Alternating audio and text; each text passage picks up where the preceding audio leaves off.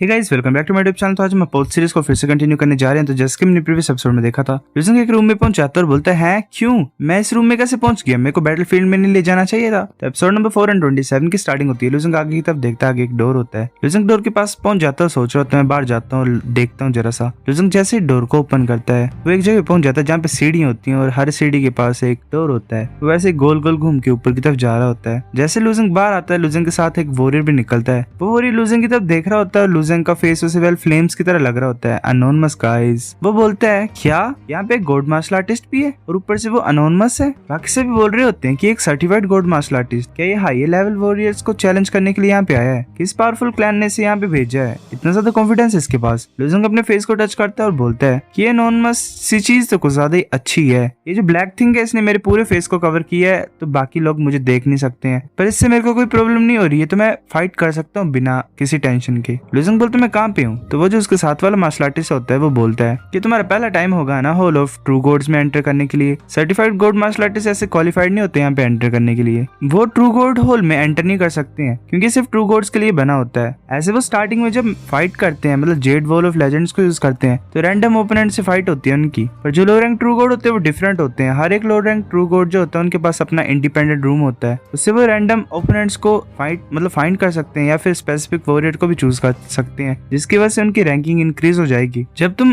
अगर जीतोगे, मतलब किसी को चैलेंज करोगे, तुम्हारी रैंकिंग इंक्रीज हो जाएगी और इसी से ही तुम्हारे जो रूम की पोजीशन है वो भी चेंज होगी। जितने ज्यादा हाई है तुम्हारी पोजीशन होगी रूम की, इतने ज्यादा स्ट्रॉन्गर तुम होगे। ल्यूजेंग बोलता है अच्छा ऐसी बात है, शुक्रिया। वो इंसान बोलता है कि मैं भी अभी हॉल ऑफ ट्रू गॉड्स में एंटर हुआ हूँ और मैं हार गया अपने मैच को, क्या मैं तुम्हें चैलेंज करूँ? तुम्हें क्या लगता है? ल्यूजेंग सोच रहा होता है। एक मार्शल आर्टिस्ट बोलता है इसकी बात मत सुनो, यहाँ पे आओ और मेरे को चैलेंज करो। दूसरा बोलता है कि मैं सिर्फ कुछ ही टाइम पहले, मतलब 3 मंथ पहले ही ट्रू गॉड बना हूँ, मेरी जो गॉडली टाइल है वो प्रीलिमिनरी स्टेज में पहुंची है, मेरे फाउंडेशन भी अनस्टेबल है, मैं सबसे ज्यादा सुटेबल हूँ तुम्हारा ओपोनेंट बनने के लिए। ल्यूजेंग सोच रहा होता है कि ऐसा लग रहा है मुझे कि सभी मेरे को इजी टारगेट समझ रहे हैं ताकि ये पॉइंट को इकट्ठा कर सके, क्योंकि मैं सिर्फ सर्टिफाइड गोल्ड मार्शल आर्टिस्ट हूँ। ल्यूजेंग के साथ वाला खान सर बोलता है कि ऐसा ही होता है कि जो पहले बोलेगा उसे ही सर्विस मिलेगी, ये रूल होता है। मैंने पहले लिटिल ब्रदर को इन्वाइट किया है। ल्यूजेंग बोलता है अगर ऐसी बात तो मैं तुम्हारे चैलेंज को एक्सेप्ट करता हूँ। अब मुझे बताओ मैं तुम्हें कैसे, मतलब कोई प्रोसीजर तो बताओ मुझे, क्या करना पड़ेगा, कैसे चैलेंज करूँ मैं तुम्हें? वो मार्शल आर्टिस्ट बोलता है कि तुम्हें सिर्फ इतना करना है कि अपने रूम में वापस जाना है और गोल्ड लाइन होगी वॉल पे, उसे एक्टिवेट करो। फिर ऐसे करके पूरा प्रोसीजर बता देता है। ल्यूजेंग एंटर कर जाता है। ऐसे बाकी जो भी मार्शल आर्टिस्ट होते हैं वहाँ पे प्रेजेंट, वो बोल रहे होते हैं कि जो बच्चा है कुनहा, इसने एडवांटेज ले लिया उसका। दूसरा बोलता है हाँ ये सही है, कब से certified gold martial artist participate करने लग पड़े यहाँ पे बैटल में? कुनहा एक बैटल से तो सेटिस्फाइड होगा ही नहीं, है ना? कुनहा ने ऐसा बोला कि फर्स्ट कम फर्स्ट सर्विस होती है, तो हमें सिर्फ वेट ही करना पड़ेगा, वो फिनिश जब करेगा फिर हम चैलेंज करेंगे उस बच्चे को। ल्यूजेंग वॉल के पास पहुंच जाता है, सोच रहा होता है मैं किसी को भी चैलेंज कर सकता हूँ, है ना? यहाँ पे जो भी ट्रू गॉड में है, ट्रू गॉड हॉल में, मैं उनके रूम नंबर से उन्हें चैलेंज कर सकता हूँ और ऐसे ही फिर रैंडमली भी कर सकता हूँ। ल्यूजेंग चूज करता है एक विंडो टाइप को, उसमें नाम लिखा होता है कुनहा पॉइंट 193 रैंक 1,09,70,000। ल्यूजेंग बोलता है इतने कम पॉइंट्स, पर मैं फिर भी कंटिन्यू करता हूँ। 193 है। ल्यूजेंग उसे चूज कर लेता है और वहां से टेलीपोर्ट हो जाता है। वो एक जगह पे होते हैं। कुनहा बोलता है ऐसे कुछ ज्यादा अनफेयर है कि मैं तुम्हें चैलेंज कर रहा हूँ क्योंकि तुम्हारा कल्टीवेशन लेवल कुछ ज्यादा कम है, पर तुमने चैलेंज को एक्सेप्ट किया है, तुमने खुद इस बैटल को चूज किया है, तो तुम्हें प्रिपेयर होना पड़ेगा, है ना? ल्यूजेंग बोलता है ऑफ कोर्स। वो अपने हाथ पे एनर्जी ले आता है और बोलता है ठीक है मैं तुम्हें कोई भी मर्सी नहीं दिखाऊंगा, दया नहीं दिखाऊंगा। वो अपनी एनर्जी से एक स्वॉर्ड टाइप फॉर्म कर लेता है। ल्यूजेंग सोच रहे होते हैं तो इनहाइलेटिंग डिवाइन डाव है,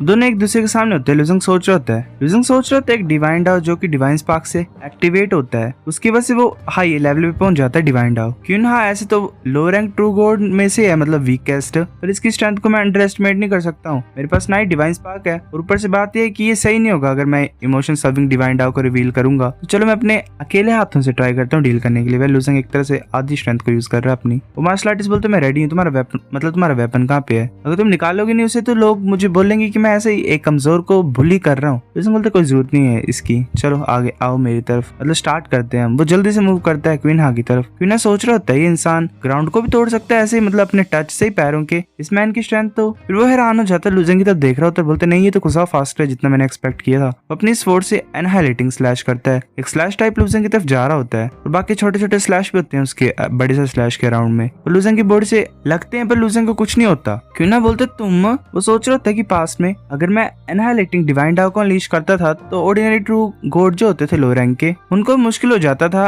अटैक को रेजिस्ट करने के लिए। पर ये ऐसा लग रहा है कि मुझे अपने ट्रम्प कार्ड को यूज करना पड़ेगा। वो एम्प्टी एनहाइलेशन को यूज करता है और कुछ ज्यादा ही स्लैशेस को भेज रहा होता है। लूजिंग 18 फ्लाइंग स्मोक को यूज करता है और स्लैशेस से बच रहा होता है। वो सोच रहा होता है ये जो एनहाइलेटिंग ब्लेड्स हैं कुछ ज्यादा शार्प है, कुछ ज्यादा डिस्ट्रक्टिव पावर है इनके अंदर, पर वो इतने फास्ट नहीं है। मैं इनके आसपास से निकल सकता हूँ, मैं इस अपॉर्चुनिटी को कैसे खो सकता हूँ इसके इंटरनल पोटेंशियल को अब्सॉर्ब करने की। एक स्लैश आगे की तरफ आ रहा होता है, लूजिंग उसे हेड ऑन ले लेता है। क्वीना सोच रहा था कि ये मरना चाहता है। ये बुरी बात है कि मैं इसके फेस को नहीं देख पा रहा हूँ, मुझे ये भी नहीं पता लग रहा है कि ये क्या सोच रहा है। लूजिंग स्माइल कर रहा होता है, सोच रहा होता है कि जैसा कि मेरा फेस है लोग देख नहीं पा रहे हैं कि चल क्या रहा है, ब्लैस की स्माइल वगैरह भी ये दर्द में या कुछ है वो भी पहचान नहीं पाएंगे। लूजिंग सोच रहा था मैं सेफली इसके डिवाइन डाउ के इंटरनल पोटेंशियल को अब्सॉर्ब कर सकता हूँ। लूजिंग ऐसे ब्लेड्स को अपने सर में बजवा रहा होता है यहाँ वहाँ। क्वीना हैरान हो जाता है और बोलते तुम कर क्या रहे हो। तभी लूजिंग का जो इन्फिनिटी रूलर होता है उसका एक पॉइंट अप चला जाता है। वेल एक तरह से इसने ये वाला डिवाइन डाउ लर्न कर लिया। लूजिंग स्माइल करता है और अपने हाथ पे उसके ब्लेड को फॉर्म कर लेता है। क्वीना हैरान हो जाता है और बोलते तुमने भी एनहाइलेटिंग डिवाइन डाउ को कल्टीवेट किया है। लूजिंग बोलते जो एनहाइलेटिंग डिवाइन डाउ होता है वो हर चीज को डिस्ट्रॉय करने के ऊपर फोकस होता है। 100 और 1000 ऑफ वेपन्स में जो पावरफुल होते हैं वही इसकी पावर को वील्ड कर सकते हैं। ये ज्यादा सही होता है अगर हम खुद के ब्लेड को कंडेंस कर पाए। क्वीना बोलते तुमने पक्का ट्राई किया होगा कल्टीवेट करने के लिए एनहाइलेटिंग डिवाइन डाउ को, मतलब पहले किया होगा तुमने ट्राई। तो जब तुम मेरे से फाइट कर रहे थे तो तुमने उस बोटल नेक को पास कर लिया है ना, मतलब बोल रहा है कि एक तरह से तुम फंसे होगे और तुमने अभी अभी अनलॉक कर लिया। एक तरह से तुमने मेरे को ऐसा करते हुए देखा और अपने बोटल नेक को ओवरकम किया। मैं सही बोल रहा हूँ। लूजिंग बोलता मुझे माफ कर दो पर मैं आंसर नहीं दे सकता हूँ। वेल लूजिंग ने पूरी तरह से नई तरीके से लर्न किया यहाँ पे। हे लूजिंग बोलते चलो फाइट करते हैं। वो जल्दी से आगे की तरफ मूव करता है। क्वीना ने अपनी स्वॉर्ड आगे की तरफ की होती है। लूजिंग उसकी स्वॉर्ड में जोर से मारता है अपनी स्वॉर्ड को। ऐसे लूजिंग कंटिन्यूअसली स्लैश कर रहा होता है, वैसे ही काफी स्लैशेस यहाँ जा रहे होते हैं। क्वीना के जो स्लैशेस होते हैं वो लूजिंग से लग रहे होते हैं, वो लूजिंग को कुछ नहीं हो रहा होता। लूजिंग के जो स्लैशेस होते हैं वो कुन्हा को लग रहे होते हैं और वो उसकी बॉडी में ऐसे ही कट पड़ रहे होते हैं और वो पूरी तरह से डिसअपियर हो जाता है, वहाँ पे मर जाता है। शायद इसने हार मान ली है। लूजिंग बोलते क्या इसने हार मान ली। फिर वो लूजिंग अपने डोर पे वापस आ जाता है रूम में और बोलता है मेरे को सिर्फ 75 पॉइंट्स मिले तो कुछ ज्यादा कम है, पर अच्छी बात है कि मैंने एक कोड डिवाइन डाउ को ऑब्जर्व कर लिया। ऐसे बार जो प्रेजेंट होते हैं। एक बोल रहा था क्या हुआ, क्यों ना कर क्या रहा है, इतना ज्यादा लंबा टाइम क्यों ले रहा है वो एक सर्टिफाइड गोल्ड मार्शल आर्टिस्ट से डील करने के लिए। दूसरा बोलते है कि ऐसा हो सकता है कि शायद अनोनिमस के पास अच्छी स्ट्रेंथ हो, क्योंकि बात है कि एक सर्टिफाइड गोल्ड मार्शल आर्टिस्ट एक लो रैंक ट्रू गॉड को चैलेंज कर रहा है तो वो एक पावरफुल वॉरियर होगा। तीसरा बोलते नहीं, जितने भी सर्टिफाइड गोल्ड मार्शल आर्टिस्ट होते हैं जो लो रैंक ट्रू गॉड को चैलेंज करते हैं वो सिर्फ घमंडी होते हैं और उनको बस अच्छा से चैलेंज मतलब लेसन सिखाना चाहिए। वो हंस रहा होता है पर्सन। और वो डोर जैसे बंद होते तभी एक डोर में लाइट ग्लो होती है और वो फिर जो लाइट होती है वो ऊपर पहुंच जाती है। एक पर्सन बोलते है जो रैंक था अनोनिमस का वो राइज हो गया। दूसरा बोलते क्या इसने क्वीना को हरा दिया, हुआ क्या। क्वीना एक तरह से डिमोट हो जाता है, वो बाहर निकलाता है, बाकी सभी उसे घेर लेते हैं। एक बोलता है क्वीना क्या तुम्हें अनोनिमस ने सच्ची मुझे डिफीट कर दिया। दूसरा बोलता है क्या तुम केयरलेस थे या फिर वो इंसान सच्ची मुझे कैपेबल है। क्वीना सोच रहा होता है गुस्से से कि मैं अच्छे मूड में नहीं हूँ हारने की वजह से और ये मेरे से बातें कर रहे हैं, मतलब मेरे से क्वेश्चन पूछ रहे हैं, तो मैं ऐसे क्यों नहीं करता कि इन सभी को भी हारने देता। क्वीना बोलता है कि उस इंसान की स्ट्रेंथ ऑर्डिनरी है, मैं बस केयरलेस मतलब एक तरह से केयरलेस हो गया वरना मैं से हारता नहीं। बाकी सब वहां से चल जाते हैं। एक जाते हुए बोल रहा होता है कि तुम एक छोटे से सर्टिफाइड गोल्ड मार्शल आर्टिस्ट के अगेंस्ट में हार गए। मैं ये होप करता हूँ कि तुमने सीख लिया होगा कि गलती क्या करते रहते हो तुम। वो फिर जाते हुए बोल रहा था कि ओए ओए हम मेरा भी वेट करो तुम सभी। क्वीना के मन में वह लड्डू फूट रहे होते, वो हंस रहा होता है क्योंकि सभी को फंसा दिया एक तरह से उसने। लूजिंग बाहर आ जाता है, सभी